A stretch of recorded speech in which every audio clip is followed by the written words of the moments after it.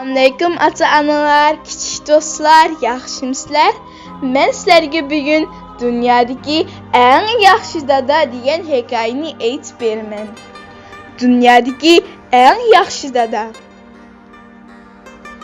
Kela bolam, endi birga uxlaylik. Nimishqa uxlaymiz? Qish keldi emasmi? Iyoqlarning hammasi qish bo'yi uxlaydi. Yo'q, mening uxlug'im yo'q tursa, men chiqib do'stlarimni tepib o'ynayman. Gap qilma. Hozirdan boshlab menmi gap qilmayman. Eski kimsen dada.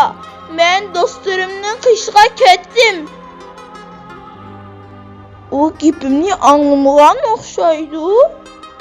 Xo'rakni jo'n tortib uyquga ketibdi. Hey qag'achaq, senimi dada shundoq bezdiramdi? Bezdiramdi?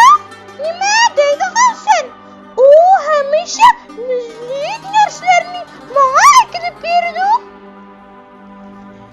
Yo'q, bo'ldi. Mening undoq narsa yegim yo'q. Tishmi tulkijon, sana dadang nima ish qilib berdi?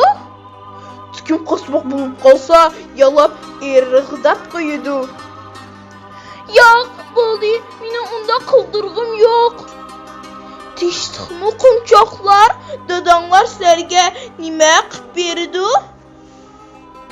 Nega borg'imiz kelsa, dadamiz yedib shu yerga opirib qo'ydi. Yo'q, bo'ldi. Bunimi yoqtirmadim. Dadang sana nima ish qilib berdi? Burkitjon.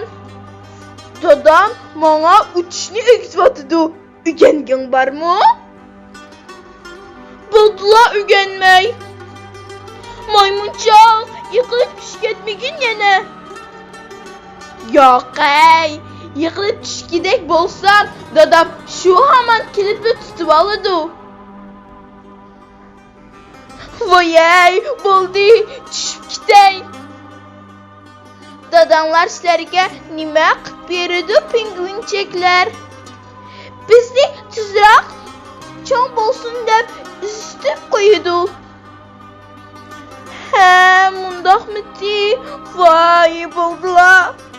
Qishjon, sening dadang nima ish qila oladi?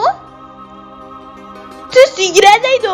U yugurishga bek usta. Yo'q, bo'ldi, yugurmay.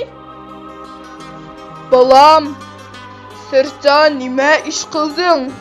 Sana birga uxlaymiz demidimmi? Uxlamaychi, mening uxlug'im yo'q. Birni uxlasang, andin biliq tutqili boraydi balam. Voy, mening biliq tutqim bor. Siz dünyadaki en yaxshi dadacımı? Uxlayli. Qo'zam.